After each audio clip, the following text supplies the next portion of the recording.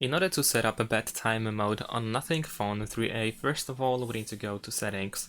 Scroll down in the settings until you find the digital well-being and parental controls, and then go over here.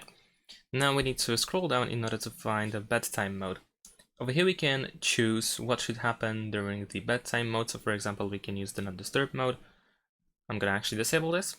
And let's go next. Over here we can choose when the bedtime mode should start and when it should end. You can also choose days of the week during which the bedtime mode should be active. You can use the schedule or you can turn on while charging the phone. And after that, let's press done.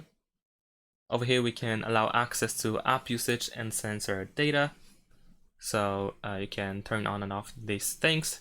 So if you tap, well actually over here there's nothing, so never mind. So you can allow that, of course. And there we go, bedtime mode is pretty much set up. You can manually turn it on by using this button, as well as you can turn it off as well.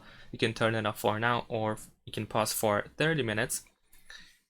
And here we have the customization options. So we can, for example, use the grayscale, we can keep the screen dark, we can dim the wallpaper, and you can use the dark theme. And that's pretty much it.